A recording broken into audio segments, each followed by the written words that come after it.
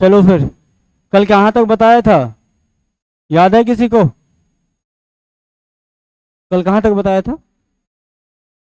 हाँ, कल नहीं था, कल क्लास नहीं था मेरा। अच्छा, कहाँ तक बताया था, लेकिन लास्ट क्लास में कहाँ बताया था?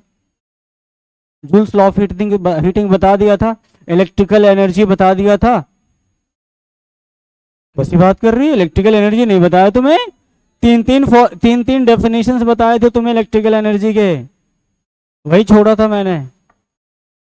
उसके बाद क्या बताया था, क्या बताऊंगा आगे? इलेक्ट्रिकल पावर, ठीक है, इलेक्ट्रिकल पावर है आगे। तो आज का हमारा टॉपिक है इलेक्ट्रिकल पावर। इसको ध्यान से पढ़ना। इलेक्ट्रिकल पावर है, पावर रेटिंग क्या होता है, बल्ब्स इन सीरीज है और बल्ब्स इन पैरेलल कॉम्बिनेशन है। ठीक है, इतने सारे टॉपिक्स है आज हमें कवर करना है।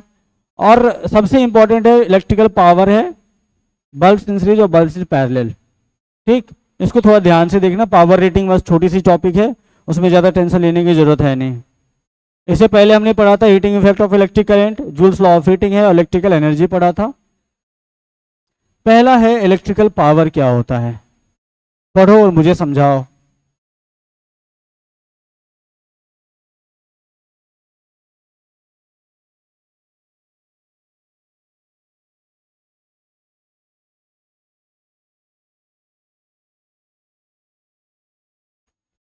It is the rate at which work is done or energy is transformed in an electrical circuit. Simply अगर पावर की बात करते हो तो पावर तुमने नाइन्थ में जो पढ़ा होगा वहां पे तुमने डेफिनेशन पढ़ा होगा, power is defined as the rate of work done. ठीक है, यही होता है ना, यहाँ भी सेम चीज वही है। ठीक है, यहाँ भी सेम वही चीज है, बस थोड़ा सा तुमको डिफरेंस लगेगा। क्या है? It is the rate at which work is done, power, और energy is transform in an electrical circuit. ठीक है, तो पावर हमारा सिंपली होता क्या है, ये रेट होता है वर्क डन का। ठीक है, work done per unit time is known as power. और यहां पर वर्क डन किस फॉर्म में होता है, ये एनर्जी का ट्रांसफॉर्म होता है, transform of electrical energy into heat और लाइट। ठीक है, हीट और लाइट के फॉर्म में इलेक्ट्रिकल एनर्जी क्या होता है, ट्रांसफॉर्म हो रहा होता है। वही तो यहां पर क्या है, वर्क डन है। नहीं है? लास्ट वाला डेफिनेशन किसी को याद है? नहीं है तो देख लो, लास्ट वाला डेफिनेशन इलेक्ट्रिकल एनर्जी का क्या बताया था? वहां नहीं, कॉपी में लिखाया जो था, लिखा है लास्ट वाला एनर्जी का डेफिनेशन क्या है, जो आसान लगा था तुम लोगों को, मूवमेंट ऑफ इलेक्ट्रॉन। ठीक है, वन पॉइंट टू अनदर। तो किसी भी इलेक्ट्रॉन को अगर या किसी भी चार्ज पार्टिकल को एक जगह से अगर दूसरे जगह ले जाने में जितना वर्क डन करना पड़ता है, जितना वर्क डन करना पड़ता है, वही पोटेंशियल डिफरेंस होता है। तो वही तो वर्क डन है जो एक पॉइंट से दूसरे पॉइंट तक ले जाने में, मान लो ये ए पॉइंट है और ये बी पॉइंट है, एक क्यू चार्ज को मान लो यहां से लेके यहां तक जाना है, तो इसमें जितना वर्क डन करना पड़ रहा है वही यहां पर क्या होता है, इलेक्ट्रिकल एनर्जी होता है। वही यहां पर क्या है, इलेक्ट्रिकल एनर्जी होता है। जैसे मान लो ये कोई रेसिस्टर है या कोई तार है मान लो, और ये जुड़ा हुआ है। ठीक है, ये जुड़ा हुआ है, यहां V पोटेंशियल अप्लाई कर दिया, ए पॉइंट से हमें क्या करना है, बी पॉइंट तक हमें ले जाना है इस चार्ज को।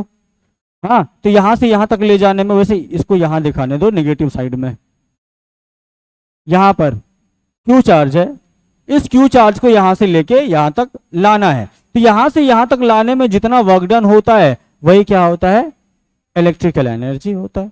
जैसे तुमने देखा होगा पीडी क्या था, work done divided by Q, तो वर्क डन क्या हो जाता था, पीडी इंटू क्यू, यही होता है। ठीक है, तो यहां पर वही चीज कह रहा है कि it is the rate at which work is done और energy is transform in an electrical circuit. तो यहां से जो इलेक्ट्रिकल एनर्जी निकलती है वो क्या होता है, यहां पर इसमें इन फॉर्म ऑफ हीट और लाइट क्या होती है, निकल जाती है। इससे हीट और लाइट के फॉर्म में क्या होता है, एनर्जी रिलीज होती है, वही इलेक्ट्रिकल एनर्जी के रूप में हम कहते हैं। इसी को हम क्या कहते हैं, इलेक्ट्रिकल एनर्जी कह देते हैं। Simply put it is a measure of how much energy is use in a span of time और पर यूनिट टाइम। मतलब क्या, पर यूनिट टाइम कितनी एनर्जी तुमने यूज किया वही क्या है, इलेक्ट्रिकल पावर है। पर यूनिट टाइम तुमने कितनी एनर्जी यूज किया वही क्या है, इलेक्ट्रिकल पावर। मतलब है कि यहां से हम जब इससे करंट फ्लो कराएंगे तो इससे क्या होगा, पर यूनिट यहां से कुछ ना कुछ एनर्जी तो क्या होगा, ट्रांसफॉर्म होगा। किस फॉर्म में होगा, या तो हीट या फिर लाइट फॉर्म में यहाँ क्या होगा, एनर्जी का ट्रांसफॉर्मेशन होगा। तो वही जो पर यूनिट टाइम एनर्जी का ट्रांसफॉर्म हो रहा है वही क्या है, इलेक्ट्रिकल पावर है। ठीक। In physics the rate of transfer of electrical energy by an electrical circuit per unit time is called electrical power। तो कोई भी डेफिनेशन यहां से भी तुम क्या कर सकते हो, नोट कर सकते हो, लिख सकते हो और इसको इस्तेमाल कर सकते हो अपने एग्जाम में। कोई भी एक, जरूरी नहीं कि ऊपर वाला, जरूरी नहीं नीचे वाला, कोई भी एक तुम आराम से याद कर लो। हाँ, लिखना सारे हैं, लिखना सारे हैं, कंजूसी नहीं करो, लिखना सारे हैं। इसको पहले लिखो, फिर आगे इसके बारे में कहानी बताता हूं।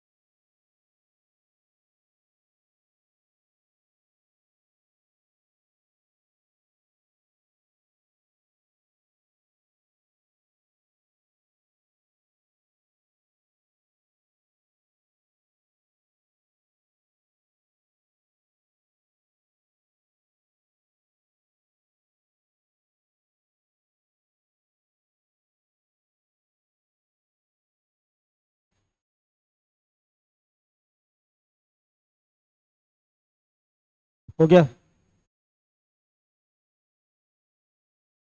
लिख लियो इतना। पावर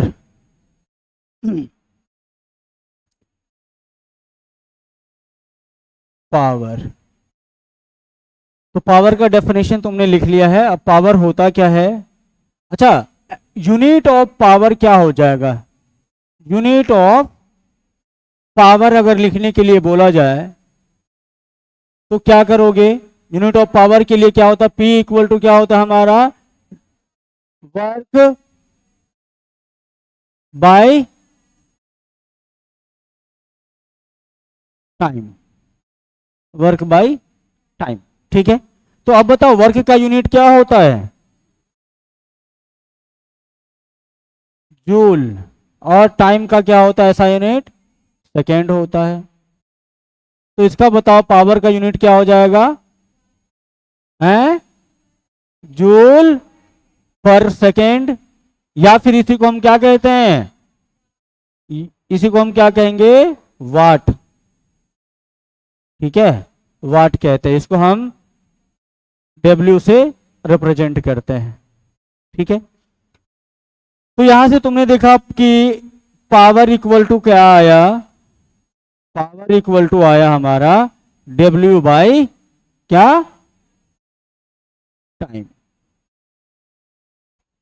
ठीक, क्या पावर का और भी फॉर्मूला आता है? आता है पक्का? अब वही सारे फॉर्मूले की बात कर लेते हैं। थोड़ा सा यहां से हटके जाते हैं बाहर, फिर ये भी लिखोगे? नहीं लिखोगे? लिख लो थोड़ा सा जल्दी जल्दी, ज़्यादा है थोड़ी, इसके बाद थोड़ा सा लिखना पड़ेगा।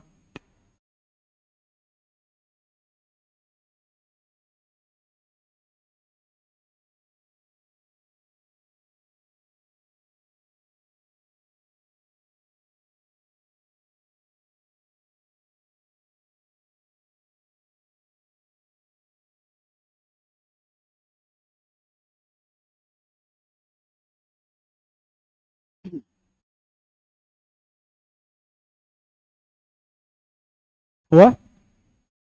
अब पावर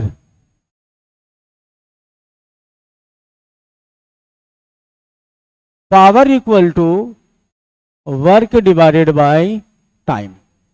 ठीक, अब बताओ, मैंने वर्क के बारे में बताया था। वर्क क्या होता है बताओगे? Potential difference into charge, V into Q लिख सकते हो इसको। हाँ, ये लिख सकते हो ना? अगर ये लिखोगे तो बताओ, यहां से W equal to V into Q आ गया। तो यहां पर इसमें पुट कर सकते हो P equal to V into Q divided by क्या? टाइम। ये हो जाएगा। अब एक चीज और, अब P इक्वल टू, अब बताओ Q इक्वल टू क्या होता है? Q इक्वल टू क्या होता है? Q इक्वल टू होता है I इंटू टी। ये फॉर्मूला भी तुमने पढ़ा है। अब इससे हम इसको रिप्लेस कर सकते हैं, V इंटू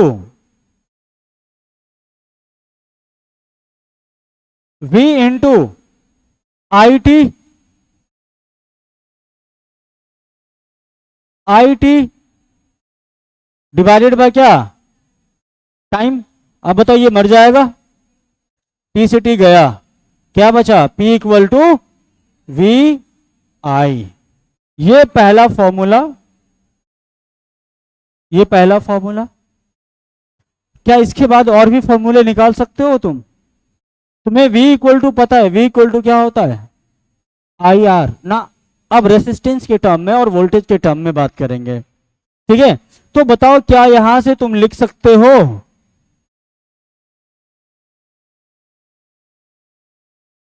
हमें पता है P equal to V I है, और V इक्वल टू होता है I into are.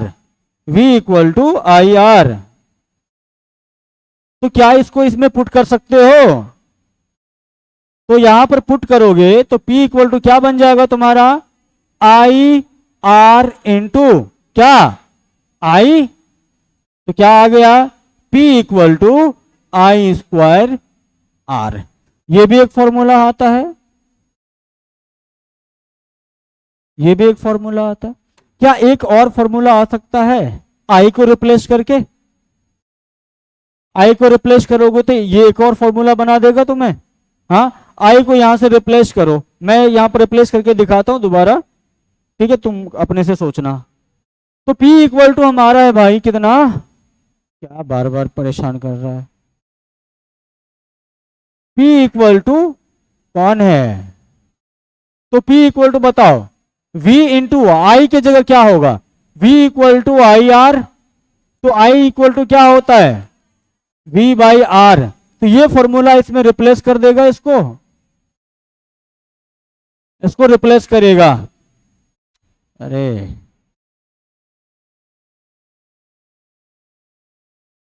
P equal to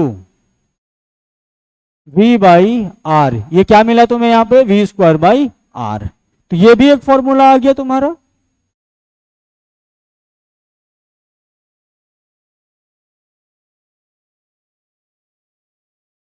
ये भी एक फॉर्मूला आया। तो तुम्हारे पास कितने फॉर्मूले आ गए पावर के, 3 ही नहीं आए। ये भी एक पावर का फॉर्मूला है, वर्क डिवाइडेड बाय टाइम, या फिर वी क्यू बाई टी, या फिर वी आई, या फिर आई स्क्वायर आर, या फिर वी स्क्वायर बाय आर।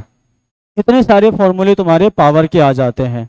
तो निकालने का तरीका समझ में आया। ये फॉर्मूले कहीं से आए नहीं है, उसी को मॉडिफाई करके बनाया गया है।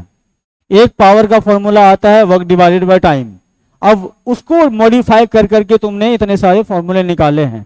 ठीक है, मॉडिफाई करोगे पहले वाले पावर को, work divided by time, work equal to हमारा आता है पोटेंशियल डिफरेंस इनटू चार्ज। तो potential difference into charge divided by time किया, और इसके बाद फिर इसको मॉडिफाई करो। मॉडिफाई करोगे तो तुमको क्या मिलेगा, Q के जगह पे यहाँ पर कुछ रख सकते हो। Q equal to I T होता है, हमें पता है, तो Q equal to I T यहाँ पर पुट किया, तो यहाँ से T से T मर जाएगा, बचेगा हमारा power equal to V into I. ठीक, अब उसके बाद हम यहाँ से V को रिप्लेस कर सकते हैं, हमारे पास फॉर्मूले मौजूद है। क्या होता है, V equal to I R होता है, तो V equal to I R यहाँ पर पुट करोगे, I R into I equal to I square R, तो power equal to I square R हो जाएगा। उसके बाद फिर हम यहाँ से I को भी रिप्लेस कर सकते हैं। जैसा तुम्हारे पास सवाल रहेगा वैसे फॉर्मूले का इस्तेमाल करना होगा, और उसके लिए तुमको चाहे किसी को भी रिप्लेस करना पड़े, हमें कोई फर्क नहीं पड़ता, रिप्लेस हो जाओ भाई। अगर नहीं करोगे तो तुम परेशानी में आ जाओगे, क्योंकि तुमको मिलेगा ही नहीं वो चीज ना। ठीक है, इसीलिए ये तुमको फॉर्मूले निकालना आना चाहिए। अगर याद नहीं रहे तो तुम एक मेन फॉर्मूला याद रखोगे, ये वाला। ठीक है, और ये वाला याद रखोगे, उसके बाद Q तुम्हें पता है आई टी होता है, फिर ये कटकुट करके तुम्हारा ये सारे फॉर्मूले बन के तैयार हो जाएगा। आज जाके घर पे अपने से प्रैक्टिस इस पे एक बार कर लेना, अपने से फॉर्मूला निकालने का। अब देखो, इसी में कभी कभी फॉर्मूला तुमको ये इस्तेमाल करना, ये तुमको पता नहीं चलेगा क्या करना है। जैसे मान लो तुमको पावर दिया है और वोल्टेज दिया हुआ है, करंट पूछेगा, तो क्या इसके लिए फॉर्मूला तुम्हें याद करने की जरूरत है? नहीं, तुमको पता है कि पावर और वोल्टेज दिया है, करंट निकालना है, तो तुम P equal to V I का फॉर्मूला लगा दो, I equal to P by V हो जाएगा।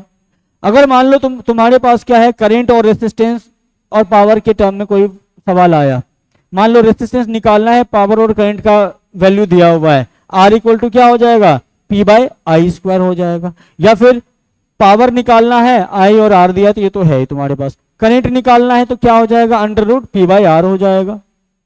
तो ये सारे फॉर्मूले तुम्हें याद करने की जरूरत नहीं है। मेन फॉर्मूला तुम्हें पावर का याद रखना है, P equal to V I, P equal to I square R, P equal to V square by R. इतने फॉर्मूले हैं, याद कर लो, और उसी को तोड़ के तुम सारे फॉर्मूले निकाल सकते हो। जो पूछा जाएगा वो निकाल लोगे। जैसे यहाँ पर मान लो तुम्हें वोल्टेज और रेसिस्टेंस के बीच में रिलेशन दिया हुआ है पावर का, आर निकालना होगा तो क्या हो जाएगा, R equal to V square by P हो जाएगा। वोल्टेज निकालना होगा, under root P into R हो जाएगा। सारे फॉर्मूले यहीं से आते हैं। तो एक साथ सारे फॉर्मूले में लिख देता हूं पावर का यहाँ पे, P equal to V I, या स्टार्टिंग से W by Q, P equal to V I,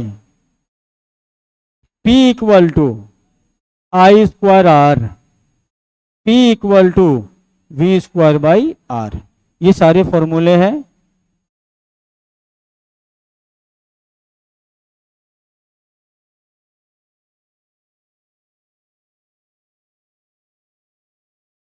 power के सारे फॉर्मूले एक साथ याद रख लेना, और इसी का इस्तेमाल तुम्हें करना है आगे सवाल जब आएगा तो।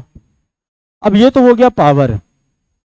पावर की यूनिट क्या होती है, वाट। तो वाट की देखो बहुत सारे यूनिट भी तुमको देखने को मिलेगा। पावर का तो सिंपल से एक वाट आता ही है। तुमने कहीं देखा होगा किलोवाट आता है, मेगावाट आता है।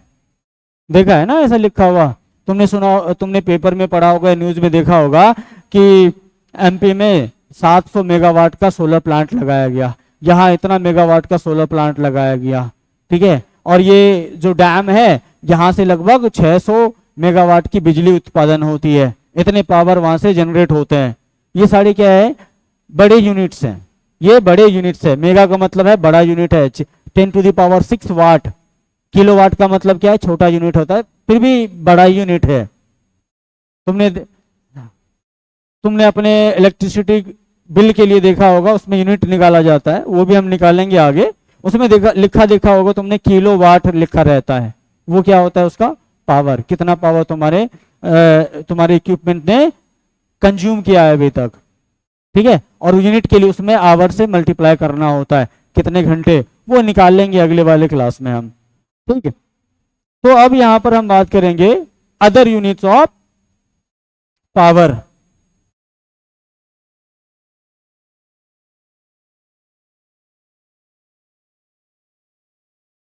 सम अदर यूनिट ऑफ पावर। देखो 1 वाट,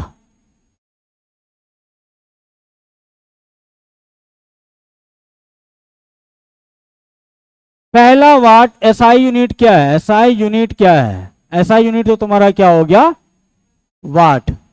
अब 1 किलो वाट की बात करो, 1 किलो का मतलब कितना होता है, 1 किलो का मतलब क्या होता है,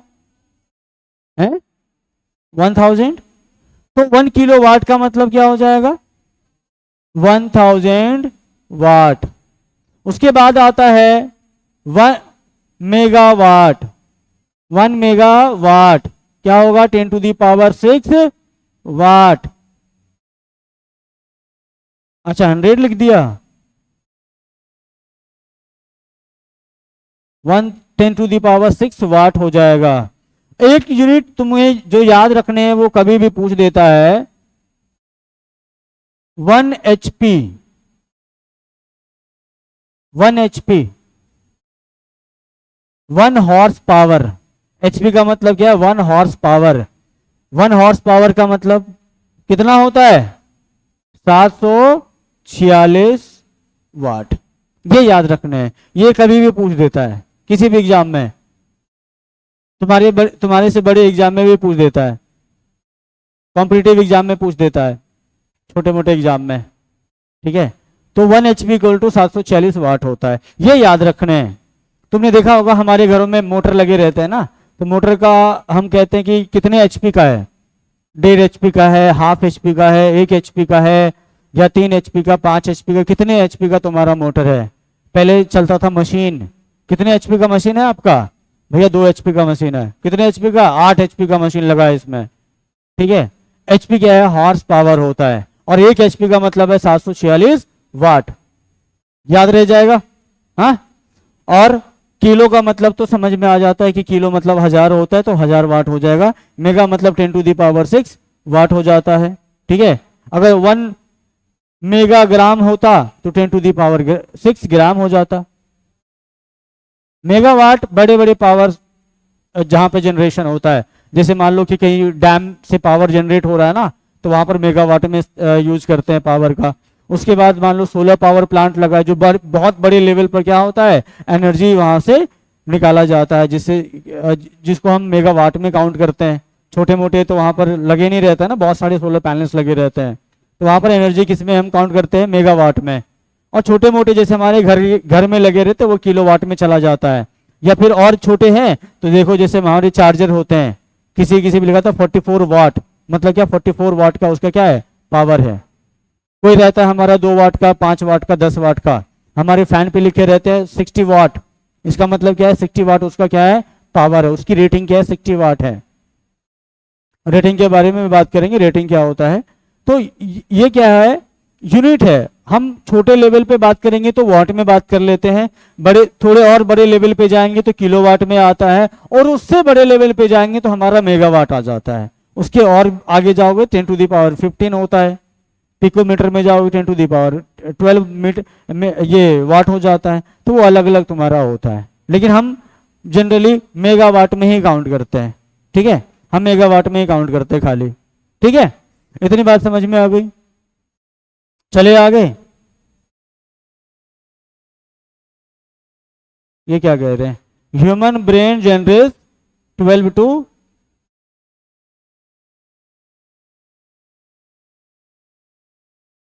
पता नहीं क्या लिखा था यहाँ पे, जो भी हो छोड़ो।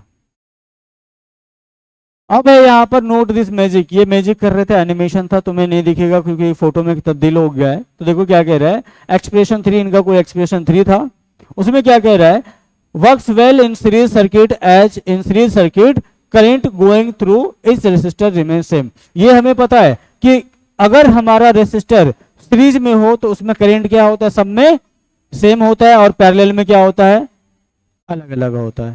ठीक, ये वही सारे मैजिक टेबल है फॉर्मूले पावर का याद करने के लिए। ये क्या है, P मतलब पावर है, I मतलब करंट है, R मतलब क्या है, रेसिस्टेंस है, U मतलब है तुम्हारा वर्क डन। ठीक है, या इलेक्ट्रिकल एनर्जी की बात करो तो U मतलब एनर्जी। तो इसके सारे फॉर्मूले याद कैसे रखने हैं, ये एक टेबल बना है, टेबल भी तुम्हें कोई याद नहीं होगा, लेकिन बस तुमको फॉर्मूले याद रह जाए, P इक्वल टू वी आई, तो बताओ यहां से I इक्वल टू क्या हो जाएगा, P बाय वी, या V इक्वल टू क्या हो जाएगा, P बाय आई।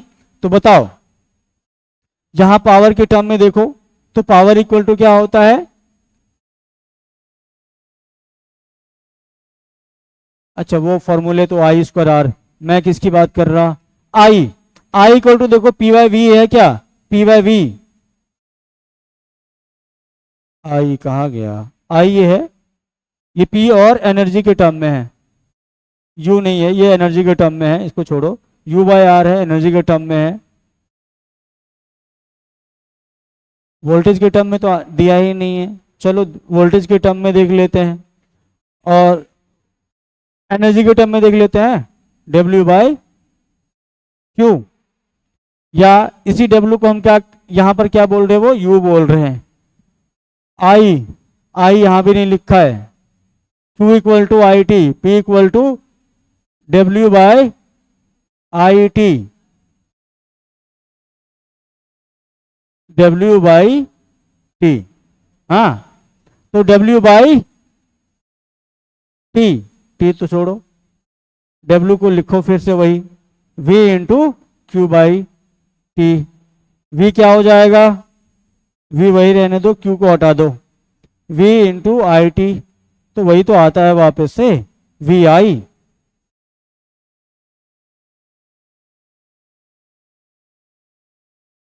ये फॉर्मूला कोई मैच ही नहीं कर रहा है, उतना जरूरी नहीं याद रखना। आर वाले में देखो किसके टर्म में है, P और I, ये वाला मैच करेगा तुम्हारा, P equal to I square R ना, तो I इक्वल टू क्या हो जाएगा, under root P by R, और R इक्वल टू क्या हो जाएगा, P बाई आई स्क्वायर। ये मैच कर रहा है क्या, R U square by P, ये भी मैच नहीं कर रहा, कहाँ चला गया फॉर्मूला, देखना कैसे है इस मैजिक को, हैं दिया हुआ है ना, फॉर्मूला तो है, फॉर्मूला होगा तुम्हारा, ये देखो है ना, लेकिन देखना कैसे फॉर्मूले को, R इक्वल टू क्या है, P बाय आई स्क्वायर, P बाय आई स्क्वायर है क्या कहीं पे, देखो R स्क्वायर P बाय आई स्क्वायर, पता नहीं किस हिसाब से बना है, छोड़ो, लेकिन तुम्हें इस तरह से निकाल लेने हैं, फॉर्मूले तुम्हारे इस तरह से निकल जाएंगे,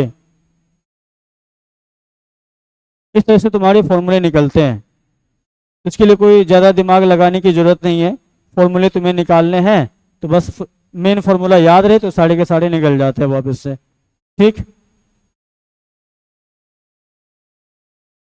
पावर रेटिंग क्या होता है, क्या लिखा हुआ है,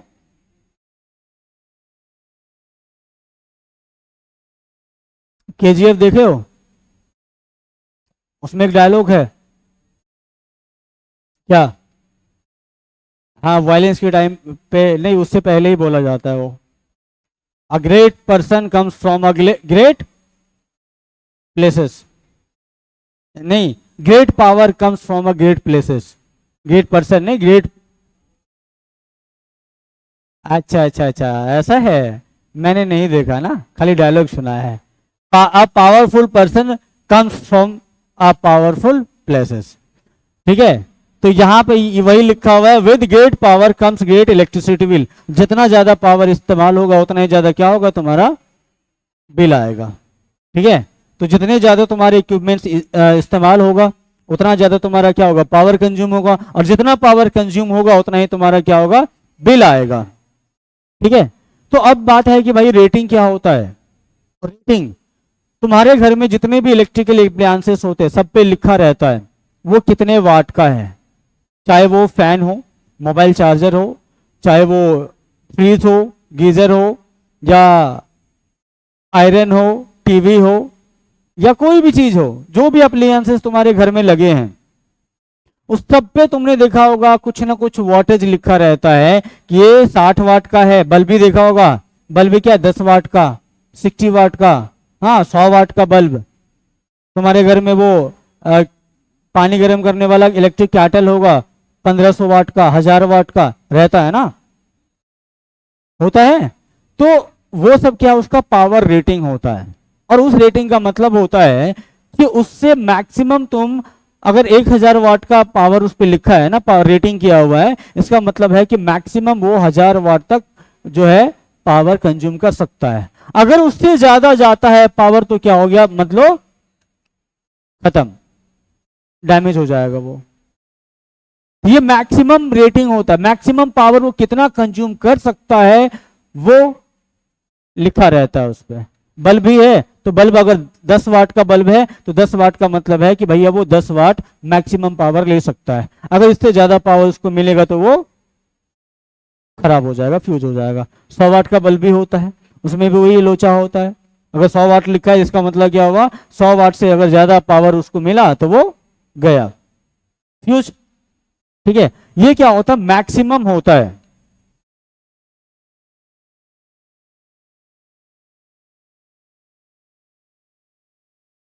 power rating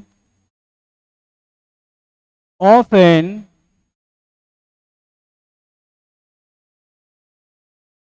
electrical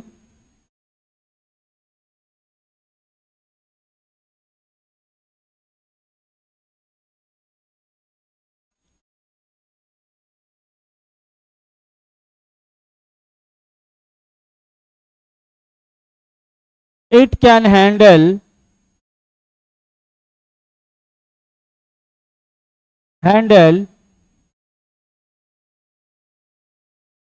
maximum power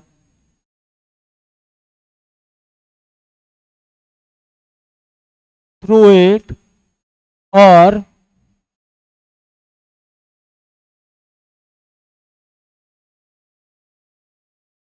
without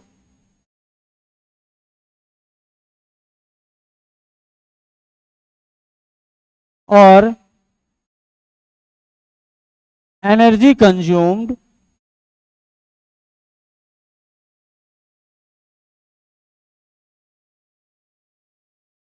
without damage।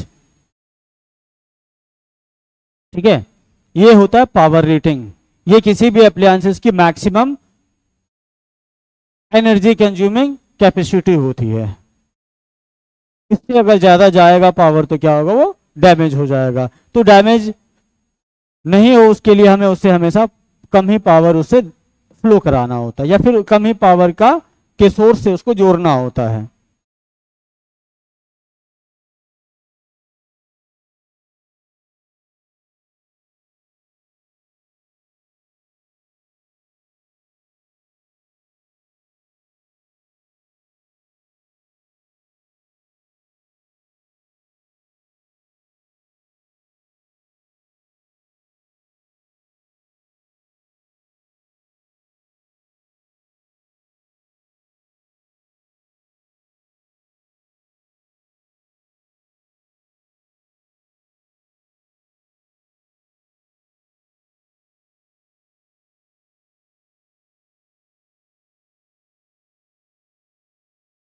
हाँ, इसमें ज़्यादा कुछ नहीं, बस इतना जान लेना है कि जो भी अप्लायंसेस होता है जिसपे वो पावर रेटिंग लिखा रहता है 10 वाट, 20 वाट, 50 वाट, 60 वाट, वो क्या उसकी मैक्सिमम पावर हैंडलिंग कैपेसिटी है, या फिर मैक्सिमम पावर उसको दो, इतना तक दे सकते हो, उससे ज़्यादा अगर दिया तो तुमने वो डैमेज हो जाएगा।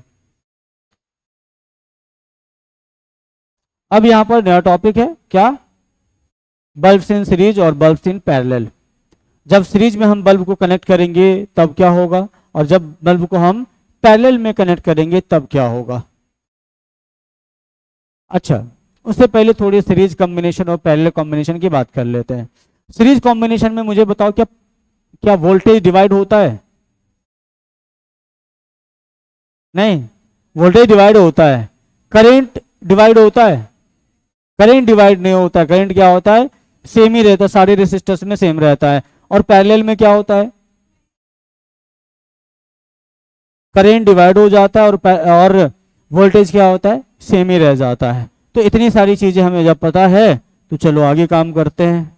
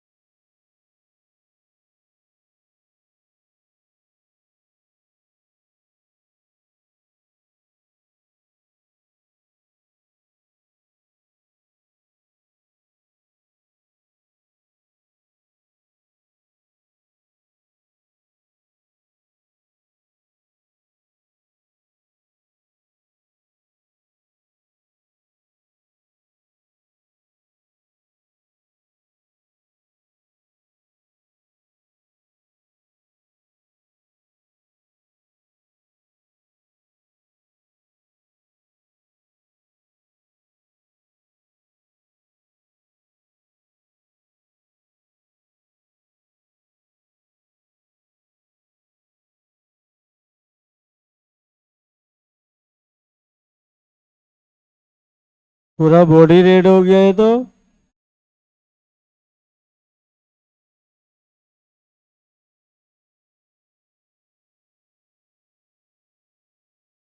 चलो जो भी बना, अच्छा बना।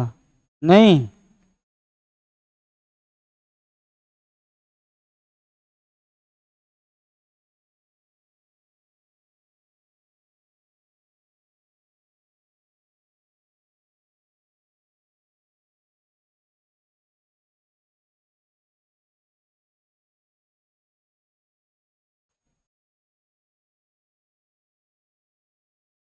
ये B1,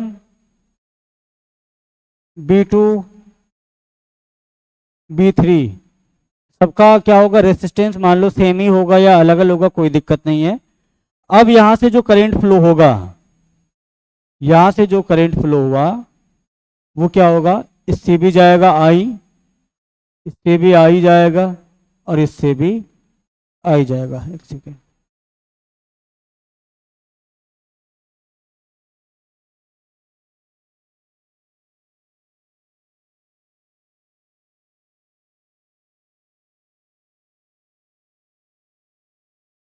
क्या वोल्टेज डिवाइड हो जाता है यहाँ पर। B1, बल्ब वन के जो बल्ब वन का जो वोल्टेज होगा वो V1 होगा, बल्ब V2 का जो होगा V2 होगा, बल्ब V3 के साथ जो पोटेंशियल होगा वो क्या होगा, V3 होगा। सबका पोटेंशियल अलग अलग होगा। तो अब एक बात बताओ, अगर मैंने बल्ब वन फ्यूज करा दिया, ठीक है, बल्ब वन अगर फ्यूज हो जाता है तो क्या बल्ब टू और बल्ब थ्री जलेगा? हाँ, अगर बल्ब वन यहां पर फ्यूज होता है तो क्या बल्ब टू और बल्ब थ्री जलेगा? क्या नो सर, रुको, क्या नो सर बताओ, क्या नो सर? किसका आंसर नो सर? कौन सा फ्यूज होगा तो नहीं जलेगा? वाह वाह वाह वाह वाह, तो काफी एकदम सही लगा लेते हो तुम, हैं? तो अगर बल्ब 1 फ्यूज हो जाएगा तो ये और ये नहीं जलेगा। क्यों नहीं जलेगा? क्योंकि बल्ब का तुमने देखा वो कनेक्शन कैसा होता है, दो, एक यहां से निकला रहता है, बल्ब देखे हो ना, और उसके अंदर जो 100 वाट का बल्ब इमेजिन करो, 100 वाट का बल्ब कैसा होता है, ये इसके अंदर से गया रहता है, यहाँ पे दो तार निकला रहता है यहां से, और ये अंदर जाता है और इस तरह से मुड़ा रहता है, ऐसा होता है बल्ब। हाँ, और यहां से हमने एक तार जोड़ा रहता है और एक तार हमने यहां से जोड़ा रहता है। अब ये यहां से ये पूरा इसको सर्किट को क्या कर देता है, क्लोज बनाता है। यहां से ये क्या, क्लोज सर्किट बनता है, फिर जाके ये नेगेटिव साइड से जुड़ जाता है। अब अगर मान लो ये यहां से टूट गया, अगर ये यहां से टूटा, यहां से ये फ्यूज हो गया, तो ये सर्किट ब्रेक हो गया। सर्किट अगर ब्रेक होगा तो आगे तो अब जो ये जुड़ा हुआ है, इससे जो ये आगे जुड़ा हुआ है, इसमें तो करंट ही फ्लो नहीं करेगा। करंट नहीं फ्लो करेगा तो अगर B1, अगर बल्ब 1 फ्यूज हुआ तो ये भी क्या होगा, फ्यूज तो नहीं होगा। जरूरी नहीं कि फ्यूज होगा, वो जलेगा ही नहीं, क्योंकि यहां पर सर्किट क्या हो गया, ब्रेक हो गया। सर्किट ब्रेक होगा तो यहां से यहां करंट ही फ्लो नहीं करेगा, और करंट अगर फ्लो नहीं करेगा तो क्या होगा, बल्ब नहीं जलेगा। इतनी बात समझ में आ गई। और अगर सीरीज कनेक्शन में है तो वोल्टेज क्या हो रहा है, डिवाइड हो रहा है, डिवाइड हो रहा है, तो पावर इक्वल टू क्या होता है, VI। तो वोल्टेज अगर डिवाइड होगा तो अगर मान लो कि इसका अलग अलग रेसिस्टेंस होगा, अलग अलग रेसिस्टेंस होगा, तो उसके केस में अगर वोल्टेज डिवाइड हो रहा है तो वोल्टेज तो सब में अलग अलग होगा, करंट तो सेम ही रहेगा सब में, लेकिन वोल्टेज अलग अलग होगा, तो क्या ये अलग अलग ग्लो करेगा? अगर मान लो ये 10 वाट का, ये 20 वाट का, ये 50 वाट का है, तो क्या सब अलग अलग ग्लो करेगा? नहीं करेगा, सब सेम करेगा। अलग अलग ग्लो करेगा। तो अगर तुमने सीरीज में जोड़ा होता है ना, तो बल्ब का क्या होता है, अलग अलग ग्लो करेगा। हाँ, क्या, कुछ नहीं, अलग अलग ग्लो करेगा। एक फ्यूज हुआ तो सारा का सारा सर्किट तुम्हारा चल जाएगा। जैसे तुमने देखा होगा दिवालियों में हम लगाते हैं लड़ियां, वो कैसा कनेक्शन होता है, पैरेलल होता है, सीरीज कनेक्शन होता है। अगर दिवाली का एक बल्ब तुम्हारा खराब हो गया ना वो लड़ी का, तो पूरा का पूरा लड़ी गया। ऐसा ही होता है। क्या उसमें से एक बल्ब निकाल के तुमने देखा है कभी, क्या तुम्हारा पूरा जल जाता है? नहीं जलता है, वो खराब हो गया, गया वो। लेकिन हमारे घरों में ऐसा नहीं होता, हमारे घरों में पैरेलल कनेक्शन होता है। इसीलिए हमारा अगर कोई भी एक पार्ट खराब हुआ ना, तो पूरे घर का खराब नहीं होता है, वही बस खराब होता है, बाद बाकी सब चल रहा होता है अच्छे खासे। ठीक है, तो घरों में क्या होता है, पैरेलल कनेक्शन लगा रहता है, और दिवाली वाला जो लड़ी होता है वो सीरीज कनेक्शन में होता है। अब देखो इसके लिए क्या है, यहाँ पर कुछ पॉइंट्स है इसके लिए। जब बल्ब सीरीज में होगा और पैरेलल में होगा, तो सीरीज कनेक्शन में पहला पॉइंट क्या है, पहला पॉइंट कह रहा है कि करंट का क्या होगा, करंट तो तुमको पता है कि क्या होगा, सेम ही होगा। The same current flow through all bulbs in the series, ये तुम्हें पता है। और क्या होगा, वोल्टेज का क्या होगा, वोल्टेज भी डिवाइड हो जाएगा। The total voltage of the power source is divided among the bulbs. ठीक है, each bulb receive only portion of the total voltage, कुछ ही कुछ मिलेगा, वोल्टेज तो कुछ कुछ मिलेगा। ब्राइटनेस की बात करो, ये इंपॉर्टेंट है कि ब्राइटनेस का क्या होगा, ब्राइटनेस का क्या होगा, ये इंपॉर्टेंट है। अगर बल्ब हमारा सीरीज में लगा है तो उसके ब्राइटनेस पे क्या असर पड़ेगा। तो ब्राइटनेस के साथ क्या होता है, bulbs tend to be dimmer because the voltage across each bulb is lower. जब वोल्टेज कम हो जाएगा, क्योंकि सारे बल्ब तो लगे हैं सीरीज में, तो वोल्टेज तो क्या होगा, डिवाइड हो गया, तो वोल्टेज कम हुआ सबके सारे बल्ब्स के साथ। तो अगर वोल्टेज कम होगा तो तुम्हारा बल्ब क्या होगा, डिम हो जाएगा, ब्राइटनेस कम रहेगी उसकी। ठीक है, तो ये इंपॉर्टेंट है कि अगर हमने सीरीज कनेक्शन में बल्ब को जोड़ा है तो बल्ब का ब्राइटनेस क्या होगा, डिम हो जाएगा, लोअर हो जाएगा, या ब्राइटनेस कम हो जाएगा। अगर एक बल्ब हमारा फेल हो गया तो क्या होगा, the entire circuit is broken and all bulbs go out, सारे के सारे बल्ब बंद हो जाएगा। पावर क्या होगा, पावर कंजम्पशन इसमें ज्यादा होगा कि कम होगा, पावर कंजम्पशन इज लो, क्या lower, because the current through etch bulb is the same end voltage is shared, voltage share हो जाएगा तो क्या होगा, पावर कंजम्पशन कम हो जाएगा। ठीक है, तो ये दो पॉइंट है इसमें याद रखने वाला कि पावर कंजम्पशन और क्या ब्राइटनेस पे क्या इफेक्ट पड़ेगा। अगर बल्ब हमारे सीरीज कनेक्शन में है, पावर और पावर कंजम्पशन और उसके ब्राइटनेस में क्या फर्क पड़ेगा। और बाद बाकी तुम्हारे जो पॉइंट्स है, ये वाले पॉइंट तुम्हें पहले से मालूम है, ये वाले पॉइंट तुम्हें पहले से मालूम है, ये भी मालूम है और ये भी पता चल गया। लेकिन ये दोनों क्या इंपॉर्टेंट है, ये कभी भी ऑब्जेक्टिव टाइप के सवाल में पूछा जा सकता है। ठीक है, तो पहले ये सीरीज कनेक्शन में तुम बल्ब बना लोगे क्या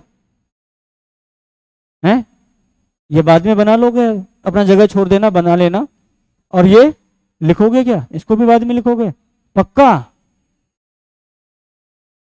हाँ तुम लोग तो लिखो लोगे, इस सब पे भरोसा नहीं है, पक्का ना। कल क्लास है मेरी, है ना, नहीं है, है तब तो और नहीं लिखोगे तुम लोग। कोई नहीं, फिर भी मुझे भरोसा है तुम लोग लिख लोगे। चलो फिर, अब है bulbs in parallel connection. Parallel connection में बल्ब कैसे जोड़े जाते हैं, पैरेलल कनेक्शन में बल्ब जोड़ेंगे।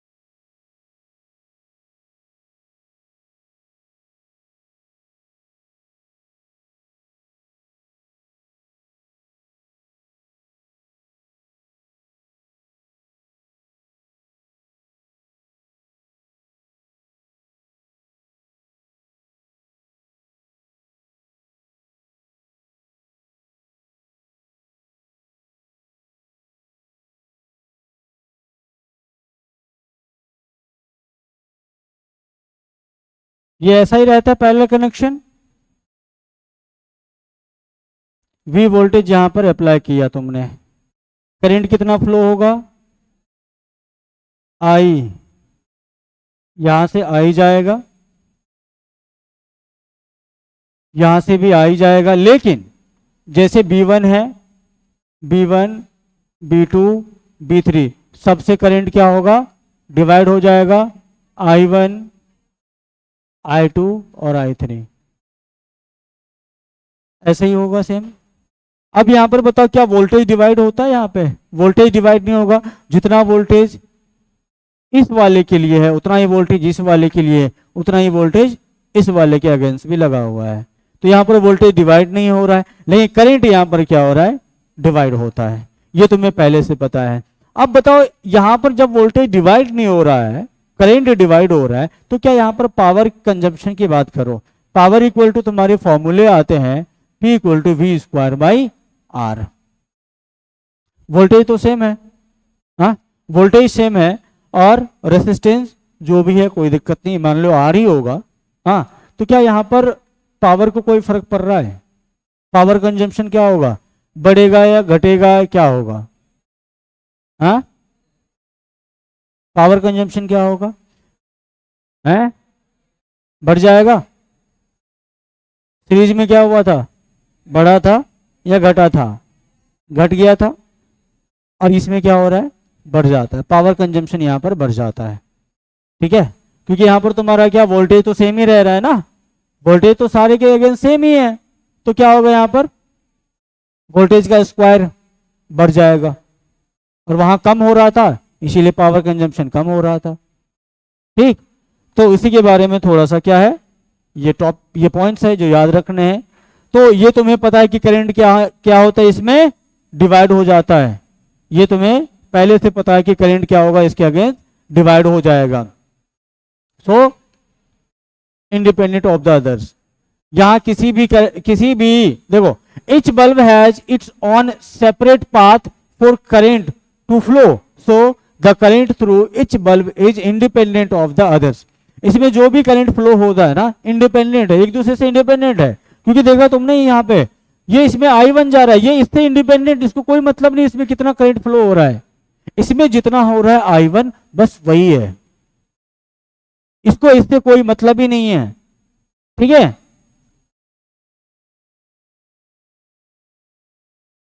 Independent of the others. ठीक है, वोल्टेज क्या हो रहा है, each bulb receives the full voltage of the power source। Power source जितना वोल्टेज इसको दे रहा है उतना सबको मिल रहा है, सारे बल्ब्स को मिल रहा है। ठीक, ब्राइटनेस, ब्राइटनेस के बारे में, bulbs are brighter because each receives the full voltage. ठीक है, फुल वोल्टेज रिसीव करेगा तो क्या होगा, वो ज्यादा ब्राइटर दिखेगा। उसके बाद if one bulb fails the rest of the bulbs continue to work as they each have their on circuit. अगर इसमें से एक बल्ब भी मान लो फ्यूज हो जाता है, मान लो ये वाला गया, तो कोई फर्क पड़ेगा? ये तो सर्किट पूरा है ना, ये सर्किट तो पूरा है ना, तो उसके जाने से कोई फर्क नहीं पड़ेगा। तो एक बल्ब भी यहां पर फ्यूज होगा तो इसको कोई फर्क नहीं पड़ता है। उसके बाद पावर कंजम्पशन क्या होगा, power consumption is higher because each bulb uses the full current and voltage from power sources. सारे के सारे जो रेसिस्टर्स होते हैं या बल्ब्स होते हैं, सबके सब अपना क्या होता है, करंट और फुल वोल्टेज का इस्तेमाल करता है, जिसकी वजह से पावर कंजम्पशन भी बढ़ जाता है। आगे बात समझ में? हाँ, तो इंपॉर्टेंट पॉइंट क्या है, पावर कंजम्पशन, एक बल्ब फेल होगा तो दूसरा क्या होगा, ब्राइटनेस क्या होगा, वोल्टेज और करंट तो तुमको वैसे याद रह जाएगा कि वो डिवाइड होता है या नहीं होता है। क्या कोई दिक्कत? लिख रहे हो? ग्रुप में भिजवा दूंगा, लिख लेना आराम से। एक और लास्ट टॉपिक है, विच इज बेटर। बेटर कौन सा होता है, पैरेलल कॉम्बिनेशन या सीरीज कॉम्बिनेशन? हमारे घर के लिए कौन सा बेटर होता है? हमारे घर के लिए पैरेलल कॉम्बिनेशन बेटर होता है। क्यों होता है पैरेलल कॉम्बिनेशन बेटर? क्योंकि एक कंपोनेंट अगर हमारा खराब हो जाता है तो दूसरा आराम से चालू रहता है, और सबके सब क्या होता है, सेम पावर, लगभग सेम ब्राइटनेस देता है। जैसे अगर मान लो इसी रूम में हम 10-15 बल्ब लगा लेते, और सबको अगर हमने पैरेलल में लगाया होता ना, तो भले वो डीम रहे लेकिन सबके सब क्या होगा, उतना ही रहेगा, उतना ही डीम या उतना ही ब्राइट रहेगा जितना एक बल्ब होगा। वही अगर हमने सीरीज में सबको जोड़ा होगा ना, सीरीज में क्या होगा, कम रहेगा, एक का ज्यादा, किसी का ज्यादा, किसी का कम। ठीक है, तो वो इसी वजह से हम क्या करते हैं, वो सीरीज कनेक्शन नहीं करते हैं। या एक और कारण होता है, एक बल्ब भी अगर फेल हो जाता है तो सारे का सारे सर्किट क्या होता है, ब्रेक हो जाता है, करंट जाना बंद हो जाता है, जिसकी वजह से हम उसका इस्तेमाल नहीं करते हैं। दिवालियों में करते हैं कि इस वजह से, क्योंकि पावर कंजम्पशन हमें कम करना होता है। दिवालियों में हम ज्यादा से ज्यादा लड़ियां लगाते हैं ना, ज्यादा लड़ियां लगाओगे ज्यादा पावर आएगा, अगर पैरेलल कनेक्शन में रहेगा तो हम क्या करते हैं, उसको सीरीज में कनेक्ट कर देते हैं, जिससे क्या होता है, पावर कंजम्पशन कम आता है। तो 2-3 दिन भी जलता रहता तो हमारा ज्यादा बिजली बिल आता नहीं है, यही कारण है। भले एक बल्ब के खराब हो जाए, जैसे पूरा लड़ी खराब हो जाता है, लेकिन फिर भी हम करते वही काम है, क्योंकि हमारा मेन मकसद क्या है, पावर कंजम्पशन को कम करना। ठीक है, ये वही है series connection. Use when you want all component to be control together like in Christmas light, वही जो लड़ियां होती है। However, if one bulb fails, the whole string goes out. Parallel connection का क्या है? Generally preferred for household lighting because the bulbs will be equally bright and will continue to work even one fail. एक fail भी हो जाए तो कोई फर्क नहीं पड़ता, बस काम होता रहना चाहिए हमारा, भले पावर बढ़ जाए कोई फर्क नहीं पड़ता, हमारा काम तो नहीं रुकेगा ना। बार बार हमें ये टेस्टर लेके घूमना तो नहीं पड़ेगा कि कौन सा खराब हो गया बल्ब हमारा। हाँ ठीक है, कोई समस्या यहां तक? कोई दिक्कत नहीं ना? आ गया। अब हम अगले क्लास में बिजली बिल निकालना सीखेंगे। तुम्हारे घर का बिजली बिल कैसे निकलेगा? अरे मीटर से क्या तुम अपने हाथ पैर चला के नहीं निकाल सकते हो बिजली बिल? हमारे यहाँ भी एक रूम ऑनर है, बिजली बिल ऐसे ले लेते हैं वो बिना कैलकुलेट किए हुए। नहीं नहीं, जहाँ रहते हैं वो एकदम से कहते 1000 रुपये बिजली बिल। मैंने कहा कि ऐसे कैसे अंकल? हाँ बिजली बिल, अरे 2 पंखे चलते हैं, 2 भी नहीं, एक ही चलते हैं पंखे, 2 लाइट चल रहे होते हैं, वो भी बहुत कम देर तक, फिर भी 1000 रुपये बिजली बिल मांग लेते हैं वो। इस बार आएंगे ना तो दिखाऊंगा, देखो अंकल इतना हुआ आपका बिजली बिल, जीएसटी जोड़ के। हाँ ठीक है, वो भी दे देंगे, फिर भी 250 से ज्यादा नहीं जाएगा। ठीक है, चलो फिर अगली क्लास में हम बिजली बिल निकालना तुम्हें भी सिखा देंगे।